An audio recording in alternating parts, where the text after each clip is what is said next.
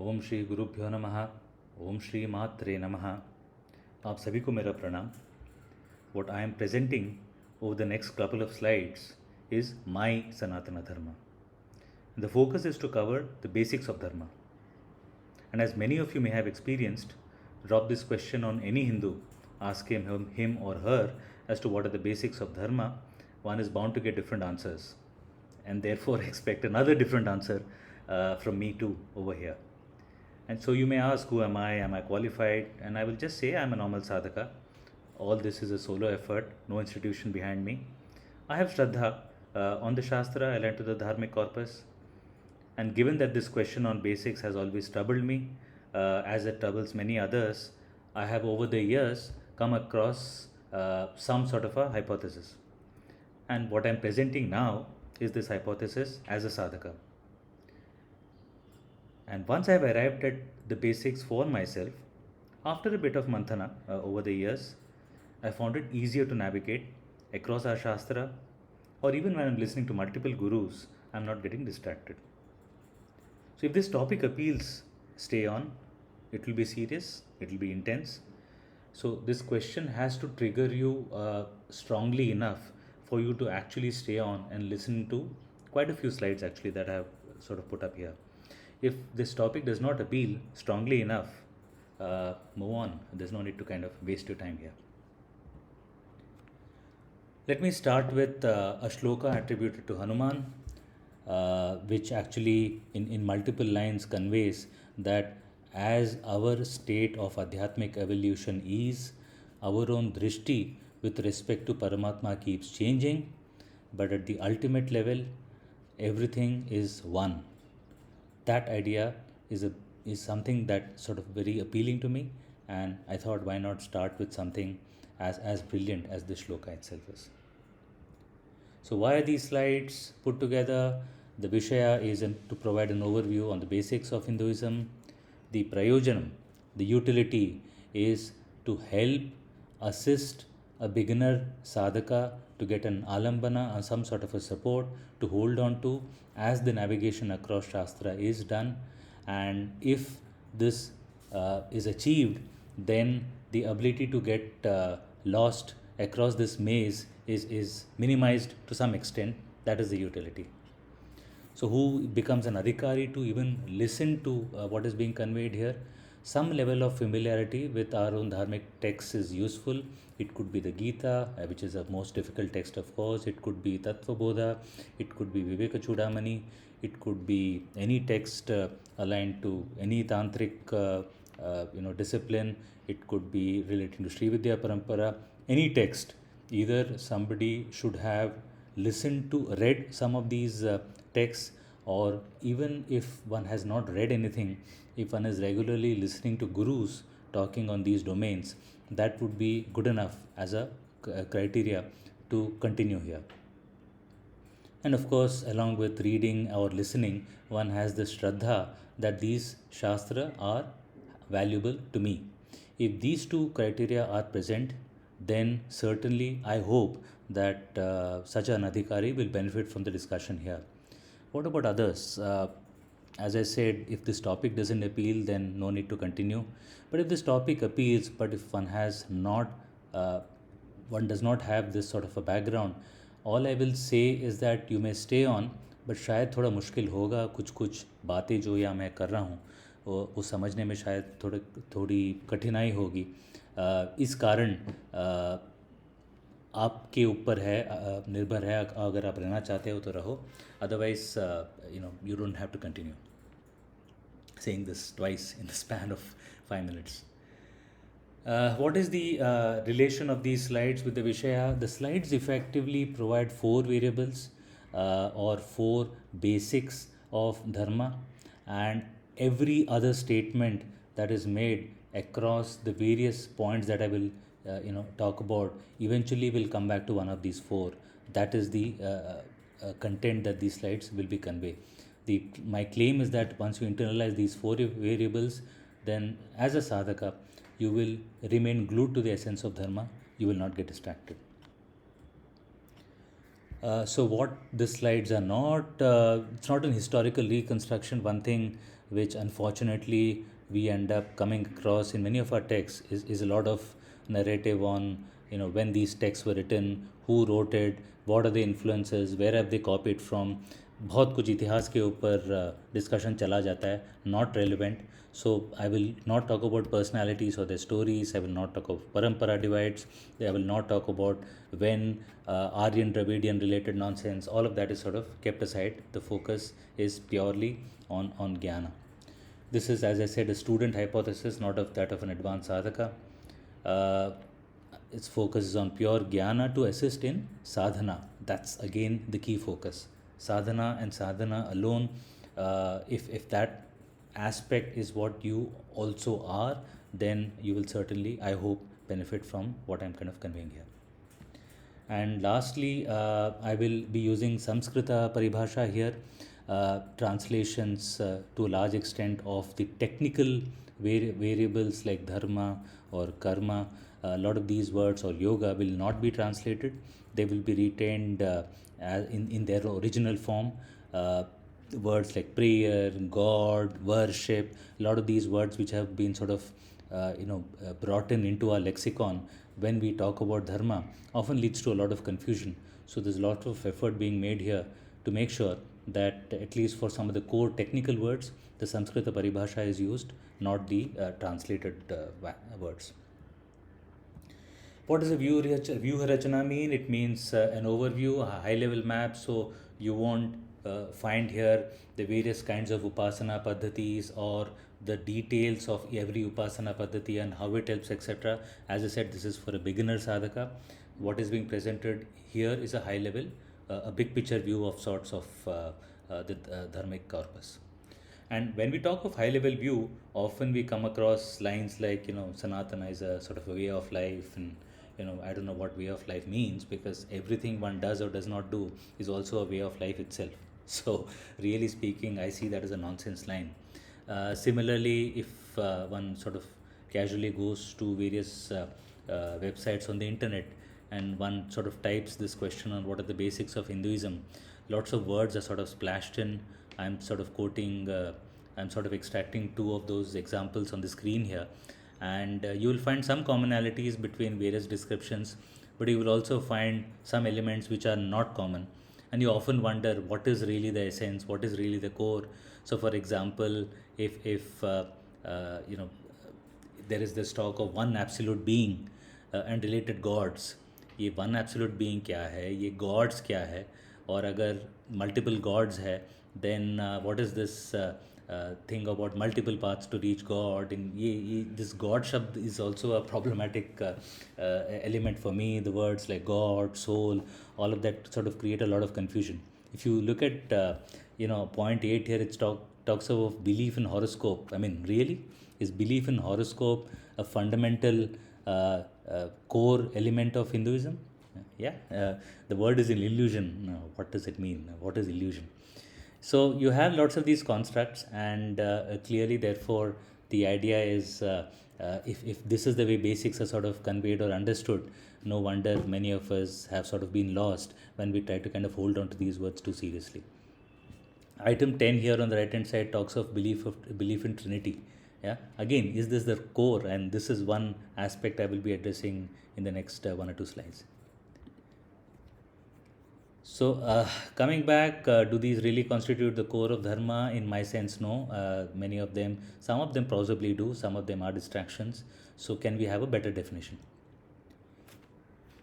Is there a unity behind various sampradaya? Again, many of us, when we sort of pick on to any text, the text that is more popular is Bhagavad Gita. And the bhashyas written by various people on the Gita is something that sort of is put in our hands. Somebody, then when you kind of read those commentaries, there is a reference to Sankhya by Kapila, there is a reference to Patanjali and the Yoga Sutra, and of course, an Advaitin will talk about why Advaitin is superior and Visishta is not. Visishta will say that Advaita is distracted.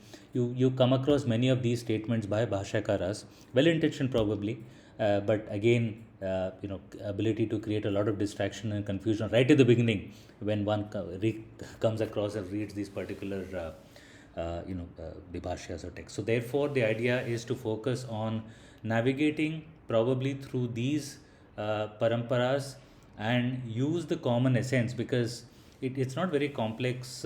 It's not a very difficult statement to make, that actually speaking, any practitioner does see a lot of commonalities between all these so-called different paramparas also.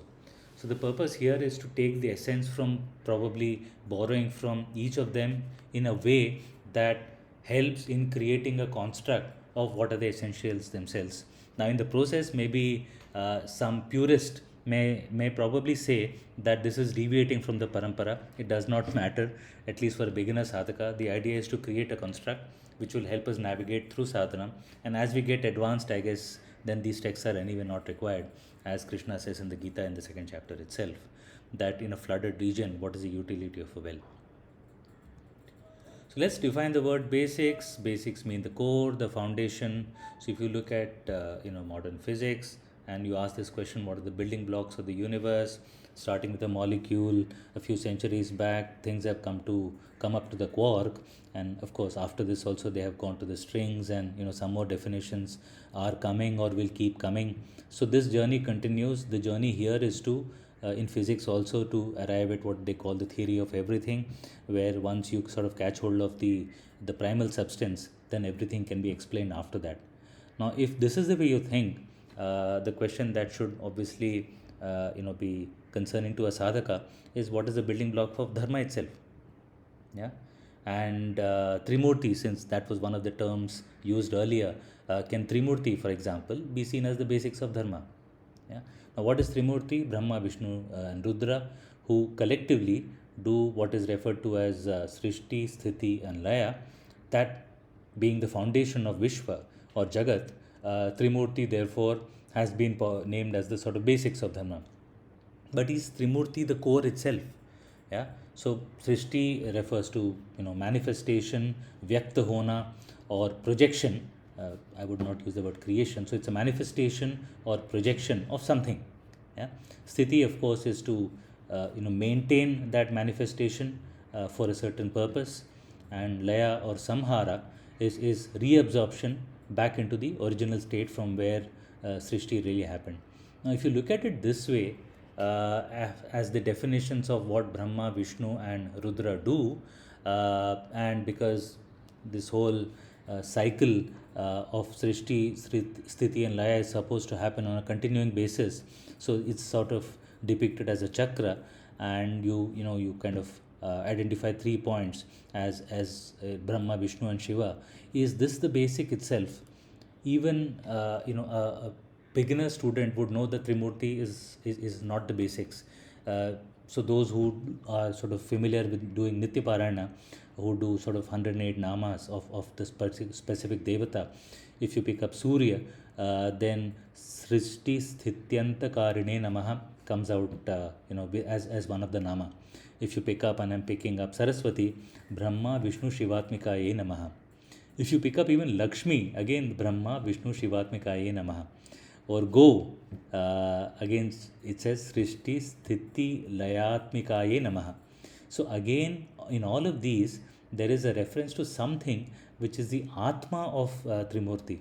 So if there is an Atma of Trimurti, it means Trimurti is not the core or basics. There is something that is beyond Trimurti, which, and I'm kind of showing it here as a red dot, that becomes the basics, then that becomes the core. Trimurti cannot be the basics. And I think that's the way the idea over here is to build a hypothesis on what should be really used as the core or defined as the core, rather than using umpteen number of words and confusing the hell out of us. So what is the state beyond Trimurti? That is being referred to here as the Atma of Trimurti. And before we get to the Atma definition, I thought I will use a very simplistic, maybe crude illustration to kind of convey what am I really talking about. So imagine a person who's absolutely enjoying sitting at home, reading a book, blissed out, everything is fine. and this is labeled here as swarupa sthiti, one's own sthiti, innate sthiti, one's own state of being. And from there suddenly then an idea comes, let me go for a jog. Yeah, now where did this idea come from, why did it come up? Those are difficult questions, but it came. Now when it came, what happens? That intent to go out and do jogging would mean that Brahma will wear a certain kind of jogging dress. Yeah, that person will wear a certain kind of jogging dress, and the person will have some path in mind, and that becomes then the basis for what Brahma itself does, which is kick off the whole projection or manifestation of Srishti. And if you take Brahma as the state of mind when that person who was earlier in Swarupa Sthiti has now decided to get on with a certain Kriti, that is so effectively the state of Brahma itself at the beginning of creation.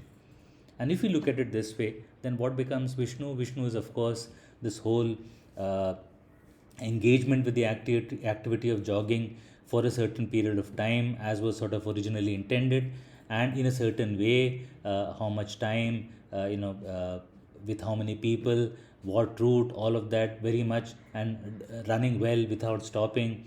All of those becomes the sort of element where Vishnu is manifest within that particular individual. And once it's all done, then time has come to sort of do a change, and the change principle is Rudra, where one then returns back into the original state, the original Swarupa Sthiti, which is the sort of core Sthiti from where everything is sort of emerged. Now, if one looks at Trimurti in this way, and Atma as the sort of Swarupa Sthiti within which the person is always situated in, keeping this backdrop in mind, let's now get to effectively what the definition of Atma itself. So, what I have sort of postulated here, and I have sort of used the image of Sri Bala Tripurasundari to kind of convey that there are four variables in which I would like to, talk about Sanatana Dharma: Satya, Srishti, Niyama, and Yoga.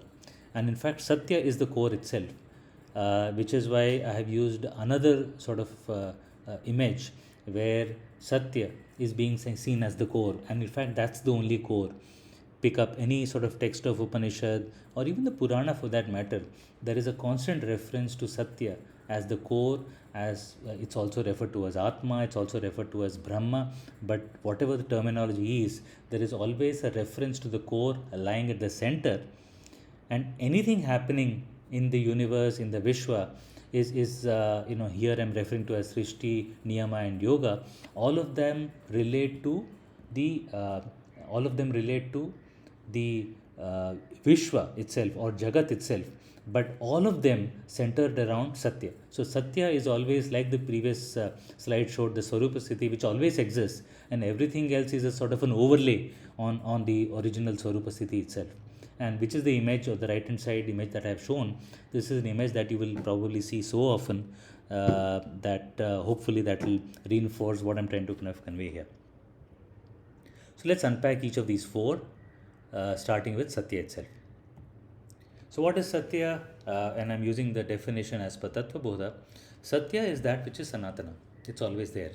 It's actually so easy a definition, but it's also very deep in its sort of intent, really, in the sense that the very reason why Sanatana Dharma is called as Sanatana is because it talks about, or it is centered around, something that is always there.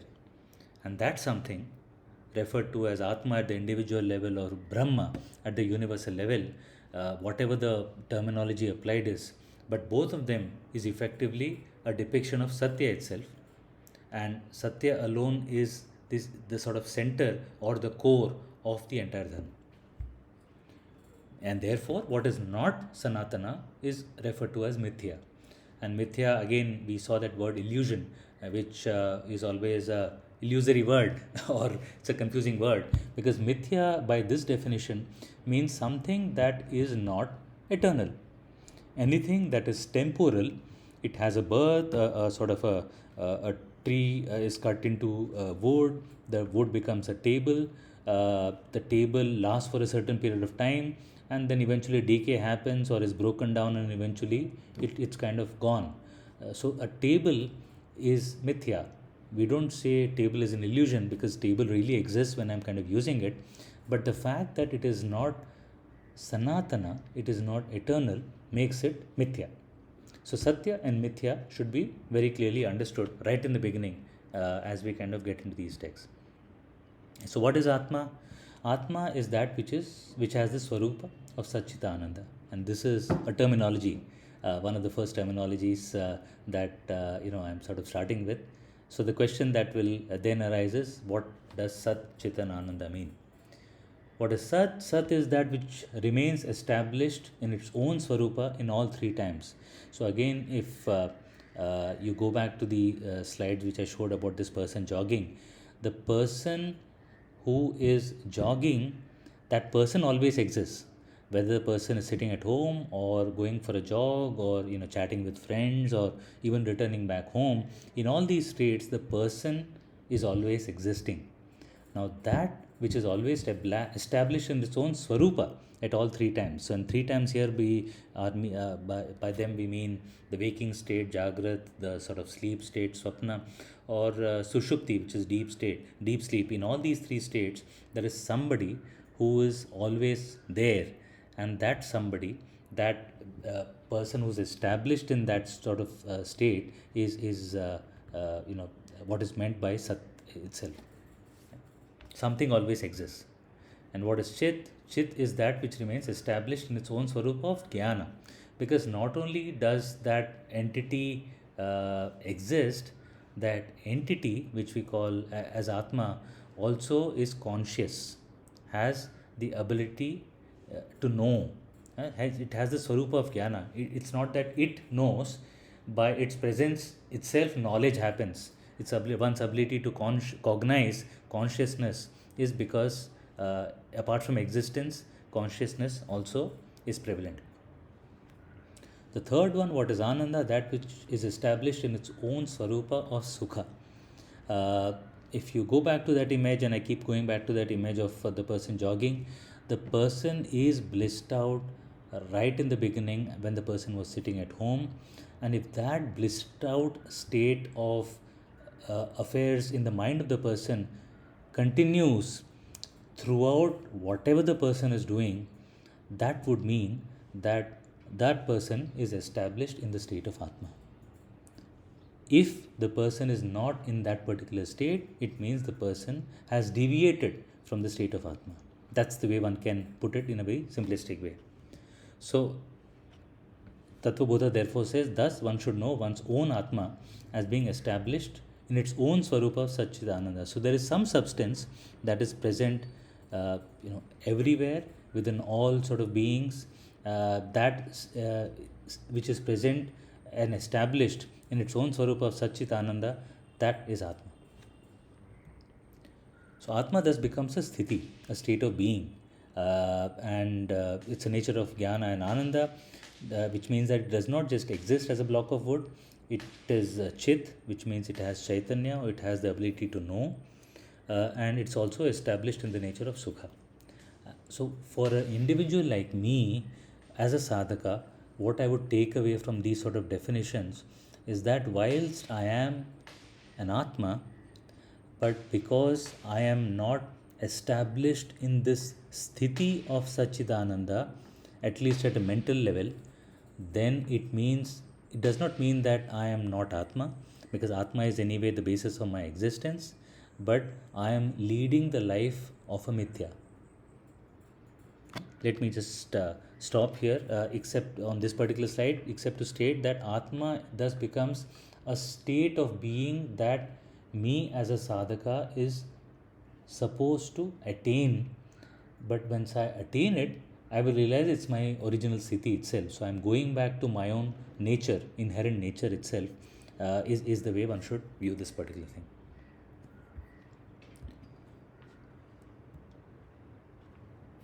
So there is this reference to Ananda in terms of the quantum of Ananda, and some of the Shastras give interesting definitions of this state of Ananda in which an Atma resides.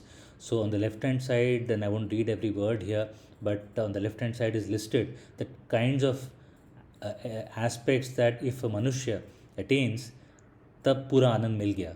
अगर यौवन है, अगर ज्ञानी है, सभी लोग परिजन मेरे से aligned हैं, all of those things happen, then yes, that's the highest level of manusya ananda which any manusya can hope to attain. But guess what? All of this is an infinitesimal part, a very small part of the highest level of ananda, the Brahmaloka ananda, which is sort of being referred to by the Shastra. Yeah. So the words associated with Atma, actually, if you pick up any Shastra, especially the Upanishads or even the Gita, there are so many words: Nishkriya, Shuddham, Avikara, Kevala. It goes on and on. In fact, any sadhaka should actually, if they want to test themselves, they should pick up any word here: Nirguna, Nitya, Sukshma, for example, and should be able to write an essay of 2 or 3 pages, and maybe longer if possible.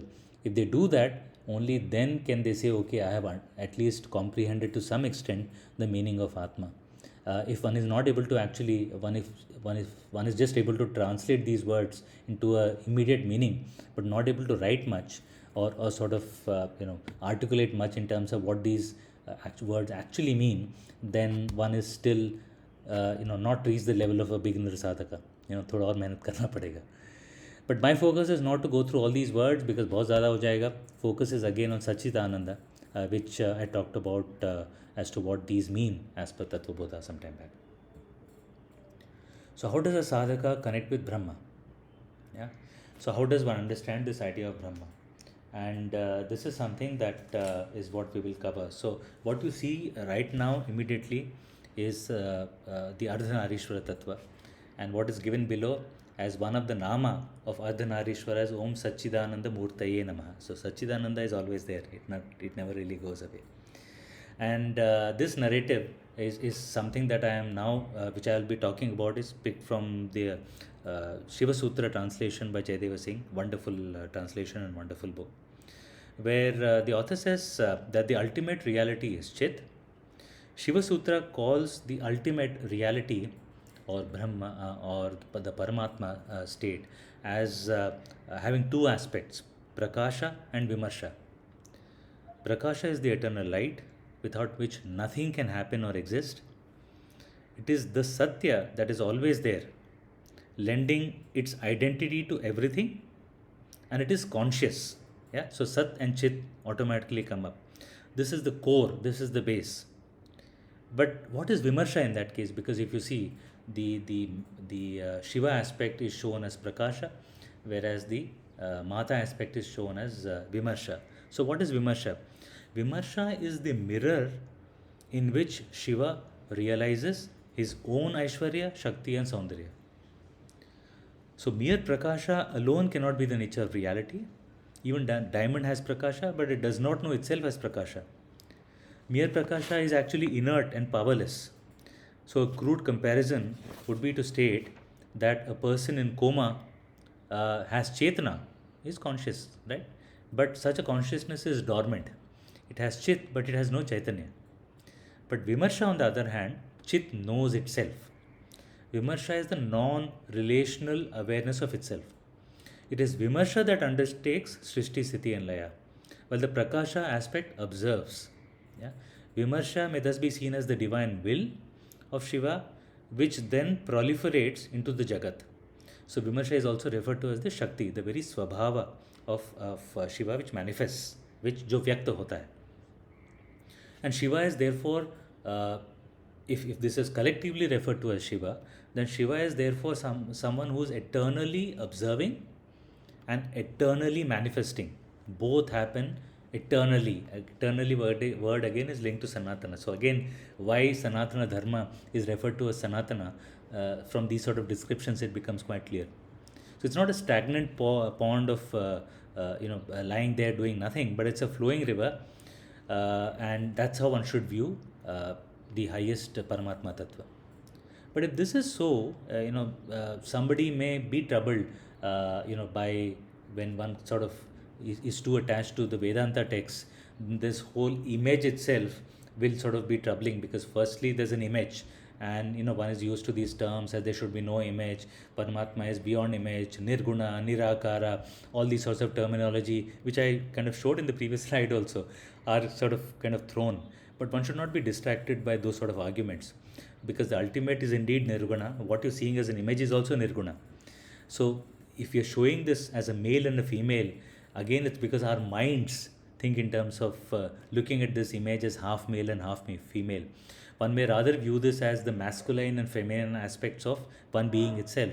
Just like we have, for example, one brain, but right brain assigned to the sort of feminine aspect and the left brain assigned to the masculine aspect. One may just view this image as one itself. Yeah, and there is another expression. There is another expression which the image on the right hand side now is conveying. Here, unlike on the left hand side where both of them are sort of shown as equal, ardha, here the Devi aspect is more sort of visible, which means the manifestation of universe has happened or has played out. And if Vimarsha has become Vyakta, then it becomes Jagat. Where it's Avyakta, then it's Ardhanarishwara. Where it's Vyakta, or then it becomes the Jagat itself. And because Jagat is probably the intent here, that's why Jagan Mata is shown as the sort of dominant one here. Again, Sri Sachidananda Rupini is one of the names within the Lalita Sahasranama describing the Devi. Okay. Now, Vimarsha is the Shakti of within Shiva, and that becomes Vyakta by undertaking Panchakritya, which is Srishti, Sthiti, Laya, Tirudhana and Anugraha. So the 5 images given Shiva as the sort of palang, and the 4 legs of the chair as Brahma, Vishnu, Rudra and Maheshwara collectively are the Panchakritya that one will come across in the Sri Vidya Parampara. Both are referred to as Sachidananda. They look different, but they are one only. Difference is only in how one expresses or one understands them. Yeah. Now, all of this is good, probably, but what does this oneness really mean? How do we understand this oneness?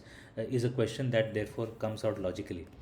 Again, hearing from Guru, which I am sort of reproducing here, the oneness is in Kritya Samyam, in the sense that their Kritya also shows their oneness, which means their work of Srishti, Sthiti and Laya is undertaken by both of them jointly.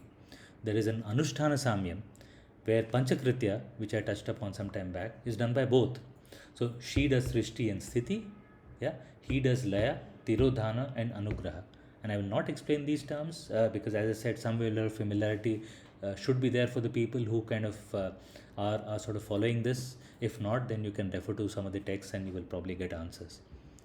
There is an Adhisthana Samyam, so in the Linga, in the Shiva Linga or in the Sri Chakra, both Shiva and Shakti are present. There is a Rupa Samyam, and there are many stories in the Purana there where one sees that if he comes as a hunter, she also comes as a hunter. If he comes as a king, she also comes as a king. Some of you who would be familiar with Garuda, not Garuda, if the story of the elephant and the crocodile fight, where when the elephant cries out, Vishnu comes rushing, but following him is Lakshmi also. So both of them are coming collectively. There is an Avastha Samyam, which means on whatever state we see, in all states, in all avasthas, we can actually see both of them together. And there is a Namya Samyam, so if he is Shiva, then she is Shiva. If he is Shankara, she is Shankari. If she is Uma, then he is Umapati. Again, both of them are always there collectively together. And if this is not satisfying enough, then what I am kind of showing now is what I picked from the Vishnu Purana, where the Purana says, right at the beginning actually, it says that if Vishnu is Niyama, Lakshmi is Niti. If Vishnu is Srashta, she is the Srishti. If Vishnu is the Kama, she is the Icha. And I'm not reading all the words here, it's for all of you to kind of go through this. But what is fascinating is the ability to see collectively, in the Purana is actually helping us look around us, look wherever we sort of experience anything to see whether we are able to see Vishnu and Lakshmi operating collectively. So when we see Surya, for example, Surya is the Vishnu, whereas the Prabha of Surya, the sunlight, is the is Lakshmi. If Vishnu is the Vara, she is the Vadhu. If Vishnu is the Lobha, an interesting choice of word, she is the Trishna, and one can go on and on. Read the original Puran if you want to know more sort of examples. I've just picked up a few and I've put them here. And this is the oneness that relates to Paramatma or Brahma or even Atma at a fundamental level. Both operate within that and both represent the oneness that is being referred to here. So, since I have used two images, now I'm splashing a third image.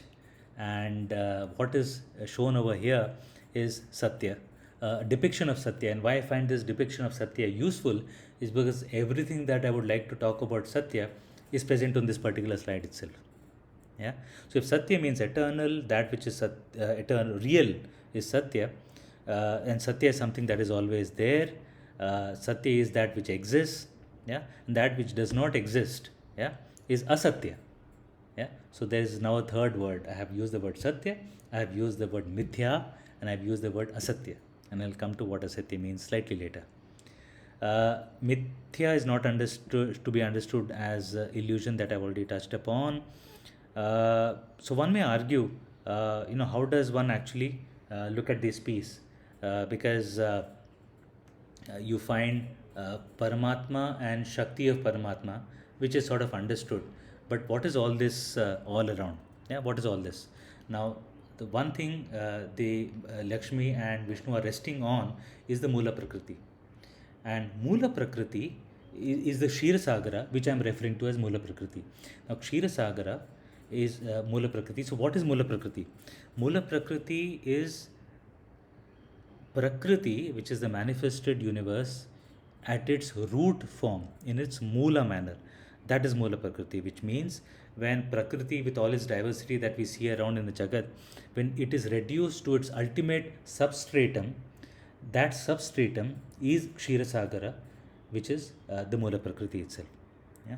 So this is also, by the way, I am including within the definition of Satya. Why so? I will kind of quickly touch upon. But innate within Mula Prakriti is also the Triguna. Yeah. So Sattva, Rajas and Tamas. Sattva Guna is being shown here as Vishnu, Tamoguna or Rudra. Rudra is Tamoguna, and Rajoguna, Brahma associated with Rajoguna. These three Triguna are innately present within the Mula Prakriti. Guna is not part of Paramatma and Shakti. Yeah. Now, you may again wonder, I'm showing Vishnu sitting on the Sarpa, which is the Sesha, and I'm also showing the image of a Vishnu. So to kind of make that distinction in the Purana, and that's where one has to be sort of careful. One sees the use of the word Mahavishnu or Mahalakshmi or Mahashiva or Mahadevi to represent the Brahma Tattva or the Paramatma Tattva, whereas Vishnu, Rudra and Brahma are the Trimurti, again allied to Triguna, innately present within the Mula Prakriti. This distinction, once it is clear, everything else will sort of follow quite easily. And Sesha, again, there are multiple ways in which Sesha can be seen. Here I am referring to the Pancha Mahabhuta, which is Akasha, Vayu, Agni, Apa and Prithvi. These in their minutest form, again coming out of Mula Prakriti, would all collectively be coming under the definition of Satya. Now, one will then have a problem with this, I can understand, because talking about Paramatma and Shakti of Paramatma as Satya is fine. Why am I sort of including all of these also? So hold on to that question. I will sort of come to that. So what is the relationship between Brahma and Vishwa itself? So if Prakriti is sort of eternal, which is what I'm saying, then this does sound like a nonsense. But let me just take us to what is being conveyed by the Mundaka Upanishad, which actually says just like the web comes out of the spider, just like grass comes out of the earth, or just like hair comes out of the universe, human body, Prakriti gets manifest to create the universe. So this is where it becomes useful to convey that Prakriti, with all its diversity, in its root form is Mula Prakriti, and its root form it is dormant. It has no sort of presence itself. It's as if it does not even exist. But when the intent to project the universe comes about, just like the spider is projecting the spider web from out of itself, similarly, Prakriti then comes out from the original state of Mula Prakriti where it has no sort of influence of being. So, this is the way if one can then view it, then one realizes that Mula Prakriti uh, effectively can also be included under the definition of Satya, except that that state is dormant. It's as if it does not even exist. It's like the undifferentiated Kshira Sagara, where nothing really happens and it's just bland and just present. So this is one hopefully answer to that question which I raised as to how can Prakriti be or Mula Prakriti also be included in the Satya. This is my hypothesis. I keep saying so. If you have violent disagreements, then thank you very much. There is another aspect which again is useful here, which is the fact that if I take a potter, yeah, and a potter is making a pot, or if the potter is creating a pot, uh, potter can create a pot out of the materials used like mud, etc., from outside. But Vishwa is not being created by material from outside Brahma, because if something exists outside Brahma, then Brahma cannot be Sanatana or eternal, because there is a second substance, which also means, therefore, that projection or manifestation from within Brahma is more sort of appropriate. And therefore, Brahma becomes both the Nimitta Karana, which is the maker of the universe, as well as the Upadana Karana, which is Brahma lends its own existence to the universe. This aspect, therefore, becomes very significant to comprehend and understand. So I talked about asatya earlier, which is what does asatya mean? So satya is understood, mithya is understood. Asatya is something that does not exist at all. So a rabbit having horns or an elephant flying, these things cannot even exist. And if these things cannot exist, then that's asatya. So distinction between satya, mithya, and asatya is very important to comprehend as we're navigating through our own shastra. Again, use of Sanskrit paribhasha therefore becomes more useful. Translation of all of these and then learning through translation has obviously quite a few problems. Okay, so this distinction between Purusha and Prakriti is useful to kind of reflect here. So Purusha is Satya, Prakriti is Mithya. Uh, Again, Prakriti is not referred to as Asatya, yeah, which is where the word illusion sometimes can move towards Asatya than Mithya. And Prakriti exists, but it's a Mithya substance. It's a temporarily present for a certain purpose. Purusha is Nirguna, Prakriti is Saguna, because as I mentioned, the Triguna are innately a property of Prakriti. Guna is not a property of Purusha, which is why Purusha is Nirguna. Purusha is Nirvikara, Prakriti is Savikara, Purusha is Swatantra, Prakriti is Aswatantra, independently able to create action. And Purusha is Chaitanya, whereas Prakriti is Jada Padartha, it doesn't have any consciousness of its own. So, having understood this distinction, it is a good stop for us to pause the first section of this discussion, where the key takeaways of Satya are sort of capsulated, which is Satya is refers to that which always exists, that which is Sanatana. Satya is referred to by various names as Brahma, Paramatma, Mahadevi, etc. Satya is the state of being, it's a sthiti. And Satchitananda are its Lakshana. Brahma has two aspects, the Prakasha and Vimarsha aspects. And as for Shaiva Parampara, Shiva represents Prakasha and Uma represents Vimarsha. Both Mahadevi and Mahadev and Mahadevi are seen in operation in every aspect of Vishwa. And I gave some of the examples from Vishnu Purana, very important to internalize as a sadhaka. And then when we look at the universe, we will see both of them playing in every aspect. Or both of them as in both aspects of the one playing themselves out. Mula Prakriti is an enabler of Dharma, of Anubhava. This is very important to understand. Prakriti is not an independent substance. As I said, it's Asvatantra. It is an enabler. It is an instrument for a certain purpose. Yeah? In Brahma Sthiti, however, in the Kshirsagara state, it is dormant, it is latent, it does not have any activity. And lastly, Triguna forms the component of the content of Mula Prakriti. It is not Brahma. So with this, we have ended the first section. We are now well placed to move into the second section, which is Srishti.